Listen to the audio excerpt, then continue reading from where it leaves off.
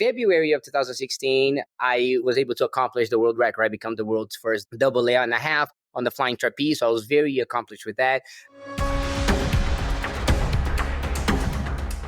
And I was like, and this year we'll be hosting the first international circus festival in Las Vegas. And I just got excited. I yelled it out.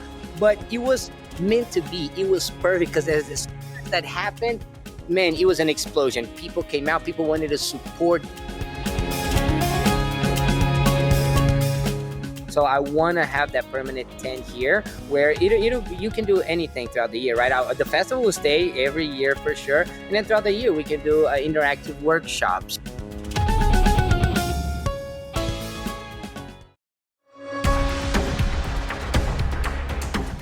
Welcome to the StageLync podcast, your access and connection to the live performing arts. In this podcast, you'll hear from some of the industry's most inspiring people from around the globe who create magic on stage and backstage. Our guests share their knowledge, passion, and the real stories of how a show comes together. We hope you enjoy this episode. Welcome to the StageLync podcast. My name is Kat Landry, and today we are speaking with Renato Fernandes. Renato Fernandes is a sixth-generation circus performer and third-generation flying trapeze artist. He has spent over 25 years mastering the art of the circus. Beginning his professional career at just 4 years old, Renato has achieved remarkable feats, including joining Cirque du Soleil's Nouba in 2012 and making history in 2016 as the first to perform the double twisting double layout and a half on the flying trapeze. His career highlights include performing at the Festival International de Cirque de Monte Carlo in 2020 with the Flying Tuniziani, where they won the prestigious Golden Clown Award. Renato's global experiences and extensive network inspired him to bring a unique international circus festival to Las Vegas.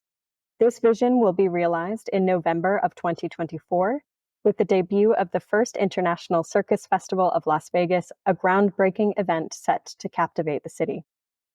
Beyond his professional achievements, Renato is deeply committed to supporting his family and fostering a sense of community within the circus world. His dedication to those around him has been a driving force throughout his career, reflecting his passion for both his craft and the people who share it with him. Renato, welcome to the show. Hi, thank you very much. What an introduction. That was amazing. I mean, I don't even know what else to say after that. That was great. Yeah, you sound pretty cool, huh? Yeah. So that's it, right? Yes, that was amazing. I was like, wow, I don't know what else I'm going to answer after that. Well, let's start by taking it back to the beginning then. So you're a sixth generation circus artist, which is incredible. Can you tell us a little bit about your family's history in the circus? Absolutely. So I'm actually sixth generation from my mother's side. I'm second generation from my father's side. My father is a classic story runaway with the circus because my mother got pregnant with me. So I'm the reason for that marriage. But yeah, he ran away with the circus, did a bunch of different things, worked with animals, did some high wire, but fell in love with flying trapeze. My mother on the other side, she was fifth generation. My family still runs that circus back in Brazil to this day. Of course, a small traditional circus, but they're still going to this day. And my mom was a showgirl from the beginning, a showgirl, a little bit of everything, working in her family show until my daddy dragged her into flying trapeze. And believe it or not, my mom was always scared of flying trapeze. She does not like flying trapeze. She does not like being up there. But she did it, and then I came along and because of my mom and my dad just fell in love with flying trapeze. Also, my dad and my uncle are identical twins as well, like my daughters. That's what I said as well. They both did flying trapeze forever and they fell in love with it and just kept it. I'm really glad they did because he passed it on to me. Wow. Yeah, clearly. So what was that like? What was it like to grow up in the circus? It's amazing. It's very different. It's very different. And I'm saying that because I see my daughters now, they're 7, they just turned 8. It's a different environment. They're still within the circus world, but the environment is completely different. We didn't have the TVs really, we didn't have computers, iPads, none of that stuff. I mean, our fun was like, where are you guys going to play? We're playing outside in the circus. That was our playground, go on the trampoline, long high wire, fall, get up, do it again, So growing up, it was amazing. We got to do everything. One of the really fun facts I remember to this day being a kid is we had a hippo on the show that traveled with us, a working hippo, right? And one of the semi trucks was a pool for the hippo to stay in from city to city. And when we went from city to city, they changed the water. So for one whole day, that became the circus pool. Oh, So great. before the hippo went into the semi truck and relaxed, when they switched up the water and it was clean water, we had a lot of fun. So I remember those things. I'm like, wow, that don't exist anymore. And I tell the story, people don't even believe it because there's no videos, there's no pictures of that. Just like, dude, go hang out. You want to have fun, jump on top the back of the pony and see how far it goes. Like it was just so much great things. Even flying trapeze, like we had the flying trapeze there, but we couldn't train because we didn't have the net and we were kids. So we just tie ropes in the back with some sticks and dude, you go upside down and just kids play all along. And my daughters love it because I I still have the world around like my backyard. I have a trapeze in my backyard. I have a little trampoline. We have gymnastics bar. We have a pool. So they keep very active and I try to travel as much as I can. They go with me everywhere. Any festival in the world, any special event in the world, they're coming with me and they love it. They always ask, and they actually get mad if I do end up going somewhere and not taking them, to a circus. So it is within their blood. They're seventh generation, they're twins. So I guess they're both seventh generation. And it'll be amazing to see what the future has in store for them. Oh, wow, that's incredible. I love that you've given them a little slice of what you grew up with because they're obviously not on the road with the show, but you've still kind of built this incredible childhood playground, which frankly Absolutely. I'm jealous of. Uh, I love the story about the hippo pool. Can you think Yeah, of anything else that's just like completely wild that when you tell people, and when I say people, I mean non-circus people, right. The who townies. when you tell them these things, they They, they look at you like you have four heads. I mean, yeah, they what call else was there? What was it? What were the crazy things about growing up in the circus? there's a lot. There's so many crazy things that nowadays will probably be considered illegal. You know what I mean? Because it's just such an amazing community. The circus, first of all, it traveled every day. It was a 1 day Yeah. stand kind of thing. Travel in the morning, you set up, you tear down. It doesn't exist anymore. We did 7 years of that between Kelly Miller and Carson and Barnes when it still existed. We're talking about a 3-ring circuit, traveled every day, many elephants, many people. It's just wild. But at that time, it was very normal. You know what I mean? It was normal doing flying trapeze. And nowadays I think about it, I was like, oh man, I was recording me training all the time or me doing different things. I never actually recorded the environment I was in because people don't believe it. Like it was the elephants helping pulling stuff up, and this and that and all kinds of like if you have that little kid that's bothering everybody, they'll tie you in the pole and just leave you there for hours, because you're bothering the circus, like just things like that. Like you have to be friendly. It's a huge family. Everybody protects each other. So many crazy things. I mean, I'm trying to think of some more. That one with the Well, hip. there are I mean, things that to you are totally normal, right? They're just right, everyday right. life. Like it's not nowadays. I receive pictures from my mom when I was a little boy, and I have a picture. I was actually looking at it today, just from memories, and it's me. It looks like I'm 3, 4 years old. I'm sitting on the ring curb, and in the back, you can see that old school carriage grade with a lion inside, just hanging out. And I got my hand in just a little boy there, 3, 4 years old, and I'm looking at the picture, and you look at it, you're like, there's just a loose tiger in the cage that you can easily put your hand through back there. He's just hanging out. But that what Wow. it was like. I bet, I don't know, 1995. I don't know what that was, I'm but sure yeah. as a dad now, you look at that photo with a bit more anxiety than maybe you did when you were a kid. Yeah, yeah, but absolutely. There are things that goes back and forth, but there are other things, for example, that I miss in traditional circus. You got to go to work. You have a kid, you just ask a person in the back, hey, watch my kid real quick. I got to go perform it. I'll be right back. You know what I mean? Baby to whatever they need to be watching, babysitter. When I went to Monte Carlo, went to Tuniziani's, I went by myself with my daughters.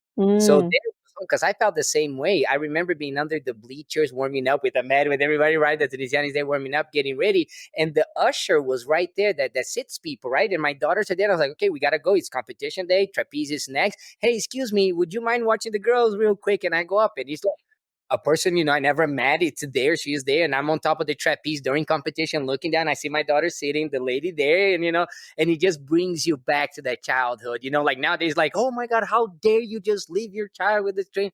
It's like, man, when we grew up, like, obviously you have that vibe too. You know what I mean? That instinct. So it brings me back to the good old days. Yeah, it's a different kind of community. It's so tight knit, and you can truly just pass off your kids Absolutely, yeah. to anybody in it. And I mean, that's how it still is today, at least in my own experience. When you were a child and you were in the circus and you're traveling each day to different cities, are you working at this point? At what, like, how old were you when you started to actually be in the show? Okay, so how it works with traditional circus family, they want to put you in the show as soon as possible, just because. Okay, so you're born, how old are you? 2 months. Put them a costume, give them a red nose, and you take them on finale. You know what I mean? That's your big debut as a performer. A baby being born in the circus, they'll put you in finale or at opening, right? You go in with your parents and things like that. So I have those pictures. I did all of that, of course. But my very first professional flying trapeze show, I was 4 years old, and I don't remember. I don't recall nothing whatsoever. So it's a video that I cherish so much, because Wow. back then, well, there's still some circus that does it, that announces the person and what they're gonna do. So it's very cute. Oh, and now Renato Fernandes is gonna attempt at 4 years old. And then my dad is swinging me, pulling me by the ankle, making it happen. And I watched the video, and Wow. I was, "Wow, it's awesome, but I don't remember. Like I don't remember at all. So I cherish it so much. That's amazing. Doing flying trapeze before you're even making memories. Yeah, yeah. I can't believe that. And then Yeah. did you train any other disciplines, or were you all flying trapeze all the way? Well, flying trapeze was always the main thing. I've loved trapeze since I can remember. There's no doubt about that. But growing up in the circus, I did a little bit of everything. One thing I didn't do, the handstands though. No, not a handstand. Can't do it. Oh, cannot do a handstand. But I did a little bit of high wire. I worked a lot with animals, did some teeter board, juggled for a couple years. I could do a little bit of everything, but the main was always flying trapeze or anything acrobatic, really, like Yeah, trampoline and teeter board. And then when me and my family went on our own, right? And we put the package together because in traditional circus, they want the family package, right? of So course. Yeah. our main act was the flying trapeze. Then we did the wheel of death as a family as well. That was act number two. My dad did handstands, and me and my brother was a juggler if needed. So that was our package of our career going on. Well, don't feel too bad because I can't do a handstand either. Um, is there was there ever a time that you considered doing something else, like, outside of the circus? I mean, growing up in that environment, I imagine it would be difficult to imagine, doing anything else. But Yeah, I did, and many yeah. times. I actually did do it. Oh, I've always one of the things that I really wanted to do was be a father, number one, in life, right? Like I had two big goals in my life, and or dreams or whatever you want to call it. And one of them was being a father, number one, and number two was being the world's first at something. I didn't have the. It ended up being the double and a half, but when I wanted to do something, that wasn't it, right? I was just like, man, I want to create something. I want to be the world's first at something on the flying trapeze. mhm. And working, I got to Cirque du Soleil, had my career, did my tricks. Another trick I really wanted to do was the triple pike for my uncle that I got to. It took me a year to do it, but I accomplished it in front of my uncle there, which was a very special moment for me and him. From back Carson and Barnes, when I first saw him do it for the first time, I was like, dude, I'm gonna do it for you one day live. And it took me over 10 years in Wow. do it to do it. That's a different story. And and but yeah, and then on 2016. February of 2016, I was able to accomplish the world record. I become the world's first double layer and a half on the flying trapeze. So I was very accomplished with that. My fiance at the time was pregnant already with our twin daughters. So it was kind of like, both happening at the same time. So yeah, on February, I was able to accomplish it. A little bit of time later, I did it on the show because the first one was in training.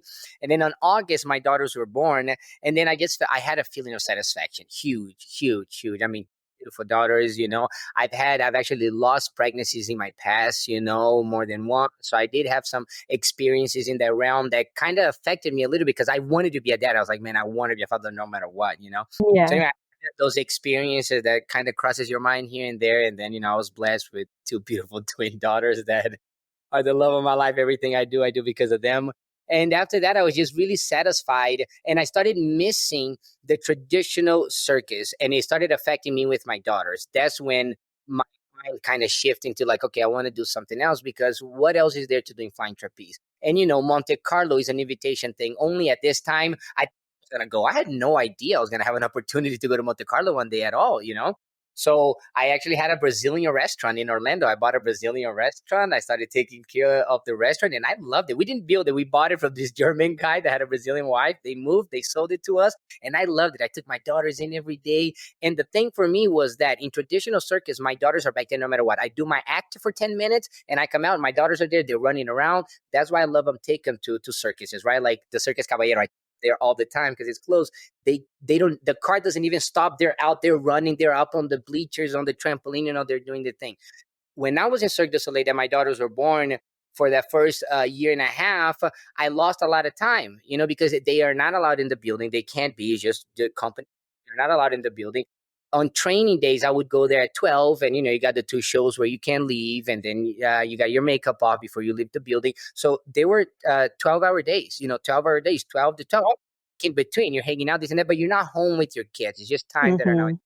So that kind of started affecting me a little bit. And I was like, oh man, like I'm very satisfied. It was satisfaction. I was satisfied with my career. I was satisfied with my 2 beautiful daughters. And I was like, oh man, I made it. You know what I mean? I need to find a way to chill and enjoy this part. So I did the restaurant and then La Nouba closed down.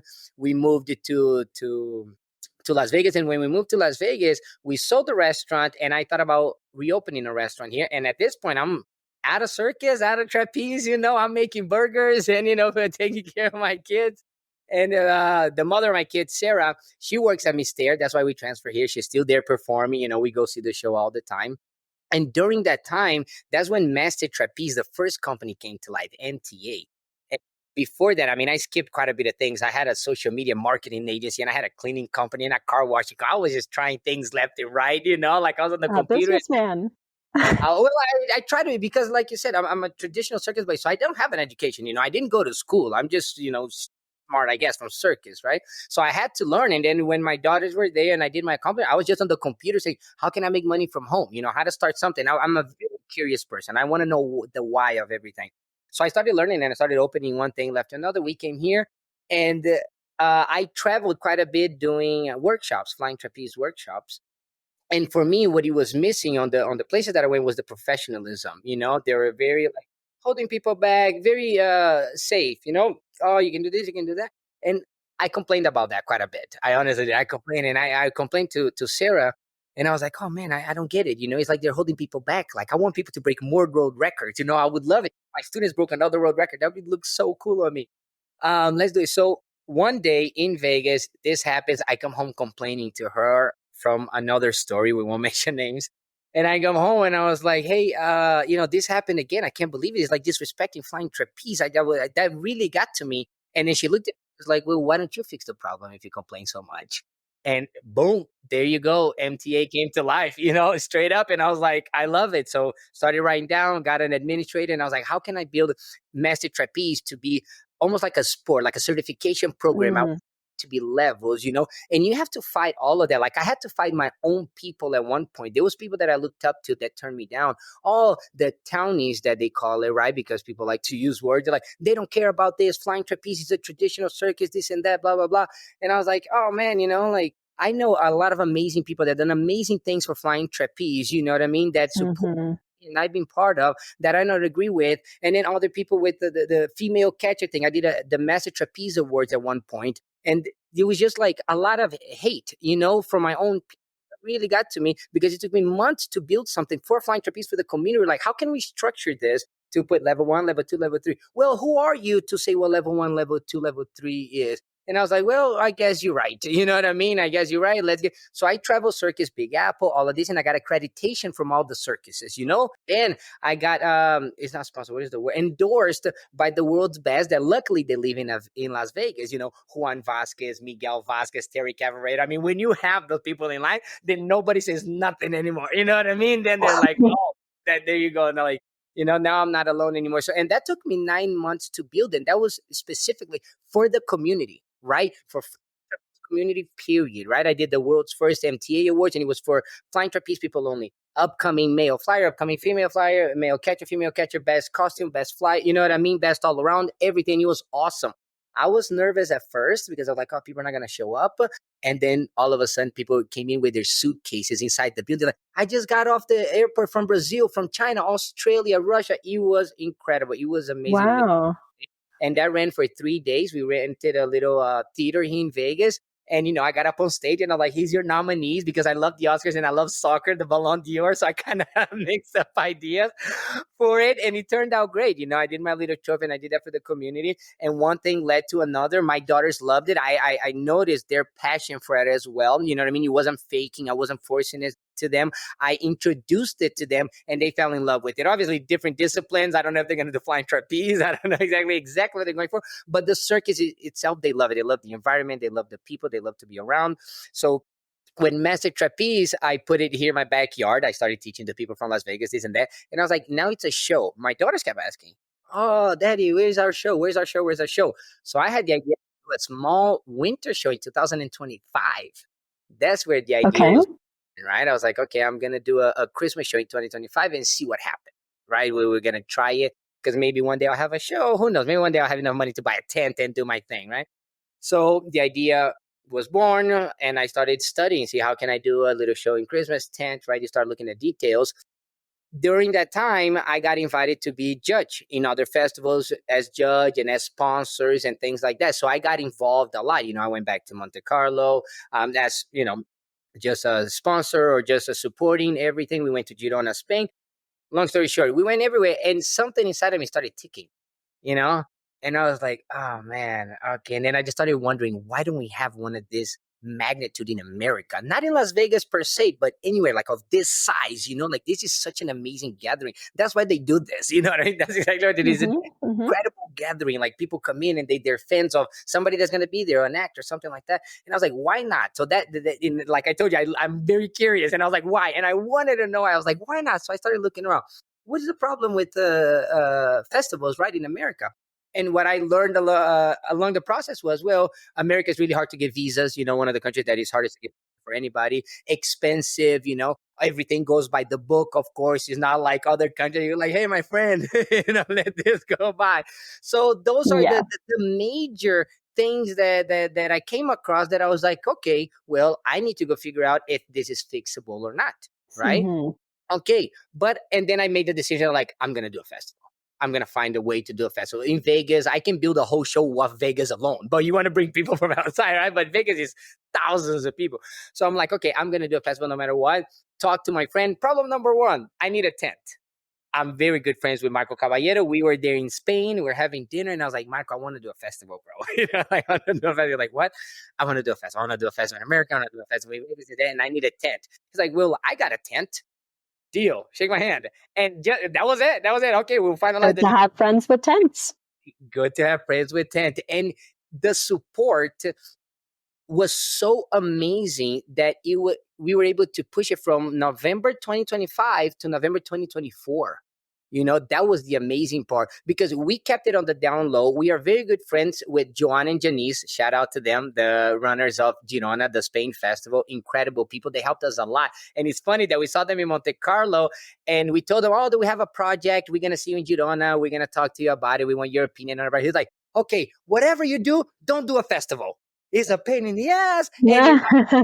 And it is just whatever you do, don't do a festival, but open a show and I support you. So he was the first person I invited as a judge. I went there and I was like, guess what? And he's like, oh my Lord. But anyway, they're so sweet. They helped us with everything. They still help to this day. During that event, I had the idea. I asked them, I was like, hey, is it okay if during your special award ceremony, I give an invitation of an actor to come to, this would be my first time ever doing this. I want to, my special prize would be an invitation. He's like, yeah, no problem, this and that. And I took the Mastery Special Award that we always take for festivals, right? So we're waiting for we're in Girona, they're in Spain, and they rented like this bar, kind of like a lounge, right, to announce. And everybody's waiting, and they're taking long. The judges are taking super long. The judges super long. Everybody's having a good time. Let's have a little shot. Let's have a little drink. Let's have this. It took too long. Everybody started feeling happy, feeling good. They get in, and I was the first person called up. And now we're like to call the founder director of Master Trapeze to present his award. And I get up there, and I'm happy, and he gives me the mic. And I was like, dude, no, this is not a good time to talk, my friend. Don't give me the mic. He said, no, talk. And then presented this and that. I got overly excited. I got the noise thing that I said, noise, border. People got excited, started yelling. And then as I was announcing, something in me did it. And I was like, and this year we'll be hosting the first international circus festival in Las Vegas. I looked to the side and Quincy, my fiance, she looks at me and she's like, that look that she like eyes open, like what just happened? And I just got excited. I yelled it out, but it was meant to be. It was perfect because as soon as that happened, man, it was an explosion. People came out. People wanted to support. People wanted to perform. People wanted to come. And we got show A and show B, kind of like Monte Carlo. They have two different shows, and then the gala night. And we filled up fast. And we also have extra acts that we told people, okay, we are fully casted. But if you want, I'll sign you down as an emergency. Obviously, they're Las Vegas locals. As an emergency, if I have a visa problem or any emergency, your act comes in. Great, great. We have people signed up for next year. For 2025, and the first version has it. So the explosion from that there, the support was just amazing. As soon as we got back home, we only had one computer. We had to get a secondary computer. We had to get a business phone line so we can keep up, with the phone calls, the messages in there. I'm like, wow, this is incredible and amazing. So thank you to the support of the community and everyone supporting. We were able to push it from 2025 to 2024, and now it just gets bigger and bigger by the day, which is so great, and I can't wait for it. Wow, that is incredible. What a great story. Thank you for sharing that. I talked too much, didn't I? No. Please, you're here to talk. We're here to listen. That's great. And now, a note from our sponsor. The StageLync podcast is proud to be sponsored by Clearcom. Clearcom is the leader in voice communications for theater and the performing arts. Call your cues with the simplicity and elegance of Clearcom Intercom solutions. You can find them at clearcom.com. Go check them out. I'm so interested to hear more about what is actually the format of this festival. Like, what's a schedule like? Are there going to be shows, individual acts? You mentioned a gala at the one in Monte Carlo. Right. What's yours going to be? Okay, so our schedule goes from November 1st through November 10th. Okay, the important you see after November 10th, the important days, and I say important because it's competition and gala night, right?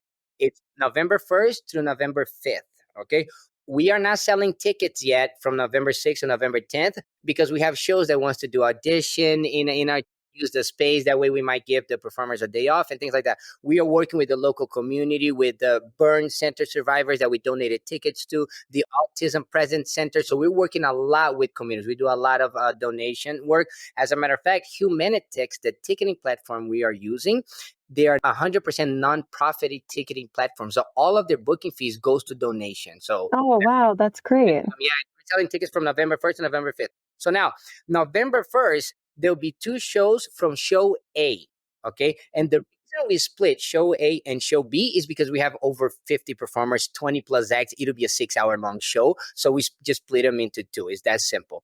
So on the first day, we got show A, two shows for show A. The first show is just red carpet, lights, camera, action. Come in, have a good time, get the jitters out. The second show will be with the judges and pointing. This is subject to change, but we have it scheduled that way right now because we want to give people the chance to get the jitters out. Some other festivals don't do it. We thought it'd be nice to do it. Vegas is going to bring a lot of pressure. There's so many people coming, so we might subject, but that's the schedule as of right now.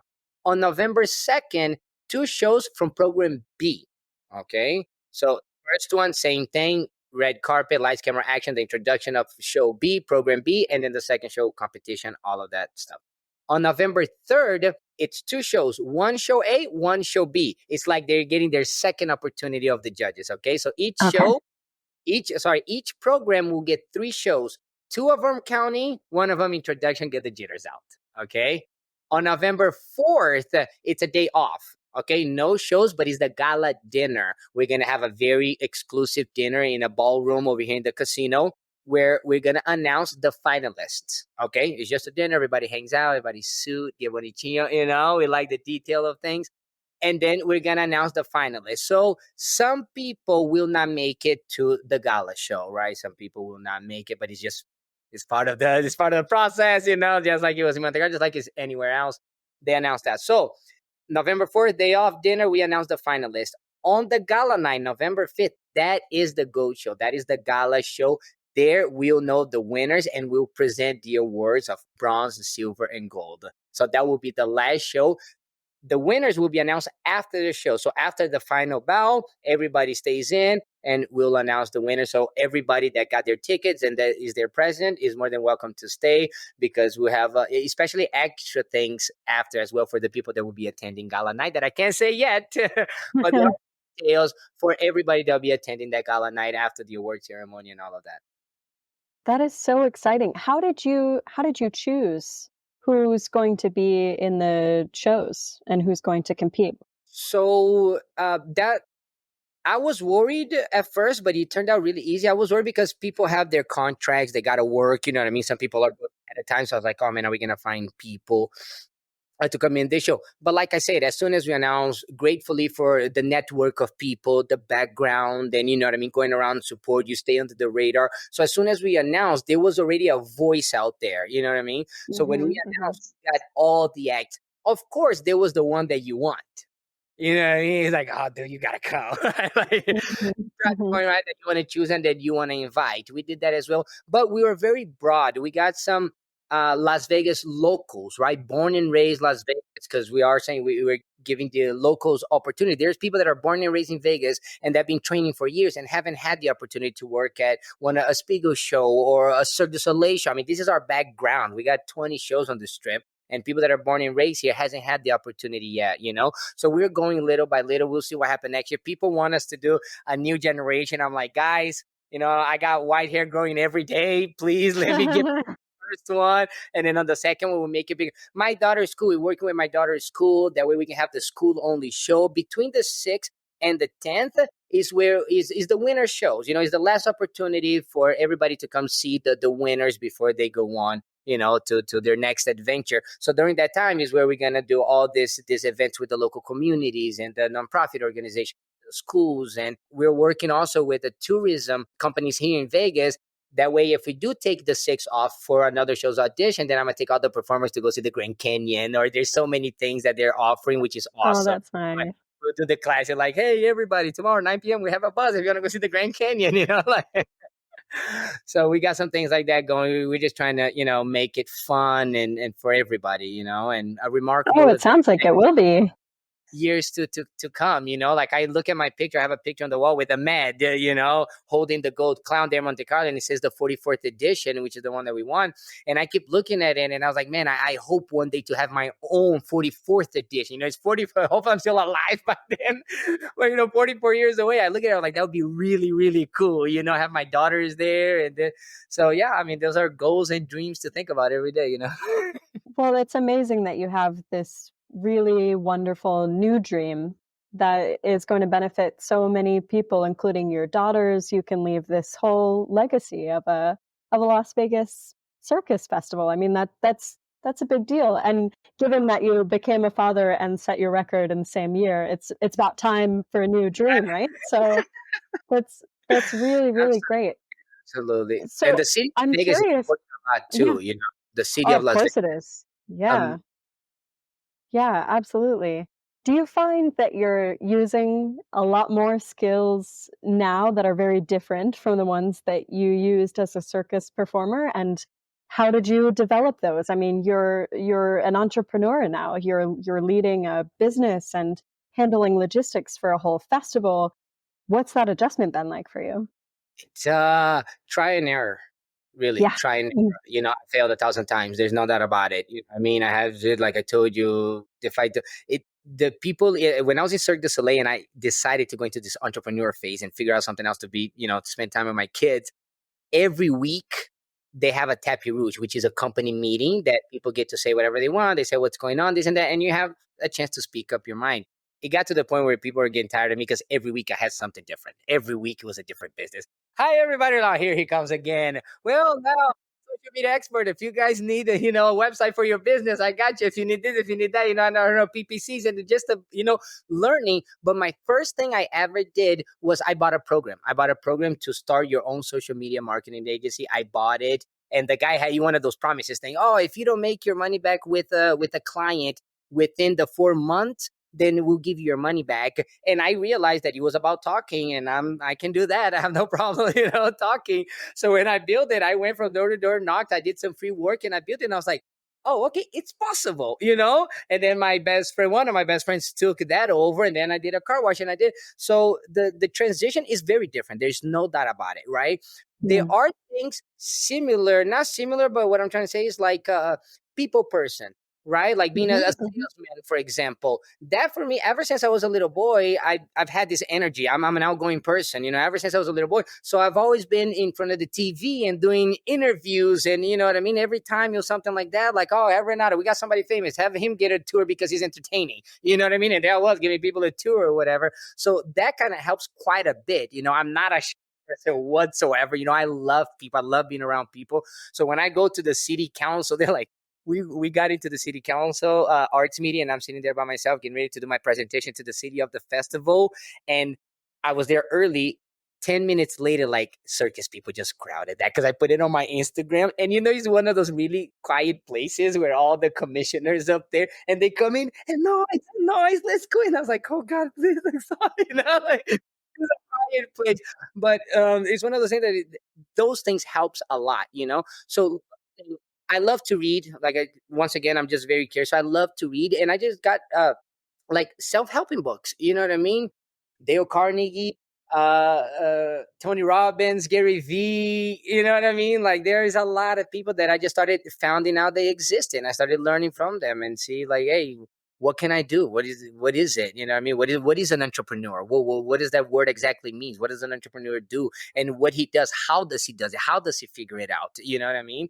And me being me, I'm like, okay, I'm gonna try. Oh, that wasn't it. Here we go again. You know what I mean? Like, and just going one thing to another. But I'm a problem solver, and I'm a people person, so I'm always out there. I love the kind of do it yourself attitude that you've taken for like every aspect of your life. You set these goals and you say, I'm going to go and accomplish them. All right, what do I need to do? And you do your research and you go out and do it. I think that's awesome. Situations as to, for example, the pandemic. And the pandemic hit. It's just me and my daughters at home, and obviously everybody had a little bit of struggle. And I was like, well, I gotta feed my daughters, find one way or another, right? And one day I had meat at the house, and my daughter, I was like, guys, you guys are hungry? What do you guys want? Oh, I want a burger. I don't have a burger, but I got meat and I got a grinder. So I turned it into a burger, and they loved it. Click, bling, I'm gonna start selling burgers to the community. And I There and you I had go. to figure it out. So I started making the burgers, and the first thing that I did, I built a website. So learning from the past helps you in the future. You know what I mean? There are things that comes with Uh-huh. Uh-huh. build my website, my own ordering system, blah blah blah. And the community, there's an app called Next Door Neighbors, only for neighbors and things like that here in America. So I just posted it. Hi everybody, my name is Renato Fernandes. I'm a next Cirque du Soleil performer. I'm a father of twin daughters, and I'm selling burgers right now to feed my daughter. If you guys want a badass Brazilian burger, please order on my website and you can come pick it up. People started doing it. Then I signed up for DoorDash, and I signed for this. All of a sudden, my kitchen turned into a cloud kitchen, and I was just selling Wow. right from my kitchen, until the pandemic came back. We started everything, but the business is still there. Like, I don't do it anymore, but the formation, all of it is still there because one day I would love to have the financial freedom to reopen Twins Burgers, because the logo is my daughter's. It's a picture of me and my daughter, Oh, the two burgers called Twins Burgers, because I think it would be really cool if they grew up and they see that, since I don't think they had memory of Twins Burgers at all. So wow, yeah. that's really sweet. So when you open your Las Vegas Circus Festival and it starts to be an annual thing and it's running and it's looking great, what do you think your next goal is after that? My next goal is the permanent dream. Is the permanent? I call it the permanent dream, What's and that? it's part actually of the presentation. I call it a personal dream, and the personal dream for me is pretty much what Monte Carlo does, and is have a permanent tent here in Vegas where I can just Okay. workshop throughout the year. I've had family members that had problems with drugs or on the street. Mm, Of that we were able to help them with circus arts throughout the world. That it kind of is, it's a personal kind of thing for me. So what I mm. say, I just want to help the world, one flip at a time. You know what I mean? One trapeze swing at a time, one juggle at a time. So I want to have that permanent tent here where you can do anything throughout the year, right? The festival will stay every year for sure, and then throughout the year we can do interactive workshops, with the kids from the school and all of these things, and with the community as well, Boys and Girls Clubs, Make a Wish Foundation, and I think that would be next after the festival. Oh, that's so beautiful. I love that your next big goals are just entirely in service to other people. That's really, really nice. Yeah. It sounds like you have so many things that you love about your job and about Circus and about these things that you're creating and of course your family. But we do always end the podcast with the same two questions. So I have to ask you now, what is your number one favorite thing about your job or about Circus as a whole? I think the favorite is making dreams come to life. Yeah. Yeah. I think my favorite part, and that I know that's very broad, and but to me that's what it is. It's just it gives me the opportunity to make dreams come to life that other people don't even imagine it. And things as simple as flying trapeze. When I go to the university here, people are like, "What do you do? I do flying trapeze. What is that?" Oh my God, that's amazing. You know what I mean? So it's just like, for me, that's already a magic. For me, that's already a dream bring to life because people don't even know what it is. You know what I mean? So for me, my favorite part is just making dreams come to life, for a lot of people. That's a really good favorite thing. Now, if you could change one thing Yeah. about your job or about Circus, what would it be?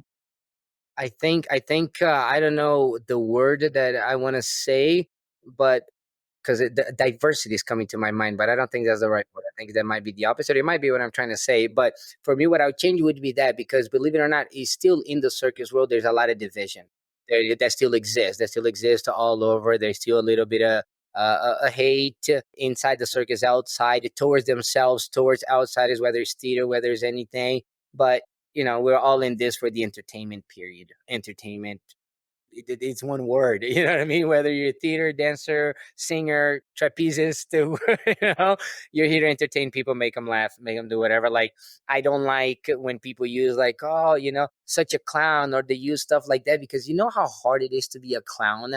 A clown's a human being, It's just incredibly difficult. Yeah. incredibly difficult. And I grew up in the circus, and I've seen many things play out, such as your dog passed away, your girlfriend broke up with you, there's a family emergency, you walk out the ring, there's 1,000 people looking at you, and you have to make them laugh. That is your job. Like, and the show must go on. So when I hear that, it gets to me. I mean, I don't get into arguments with people, but I'm like, man, if you had any idea how hard it is to be a clown, you know what I mean? Mm. I don't want to do anything today, man. You have to be happy. You know what I mean? You have to pull it off. So, yeah, I think that's something I would definitely like to change, is just that, stop the differences and just ELE. Everybody love everybody. Yeah, everybody love everybody, and everybody just focus on why we're all here, which is, as you say, to entertain, make people stay, and make dreams come true. Yeah. Well, it's been great having you, Renato. Thank you so much for joining us today. Yeah. And I hope I we'll talk to all be you. looking forward to hearing about the first instance of the Las Vegas Circus Festival. So That's right. thank you so much. Thank you so much. I really appreciate your time. This was great. Thank you. Thank you for listening to the StageLync podcast. StageLync is an online platform that gives you access and connection to the live performing arts. As a guest, you can read about live performing arts from across the globe and gain insights from performers and artists on stage and all the amazing people who work behind the curtain. If you are an industry professional, StageLync Pro offers jobs, networks, and career support tools, and you can build your own professional profile on the site. As a StageLync podcast listener, you are eligible for 20% off your StageLync Pro membership. Visit us at stagelync.com, and when joining, use the code SLPodcast. StageLync, that's StagelYnc.com.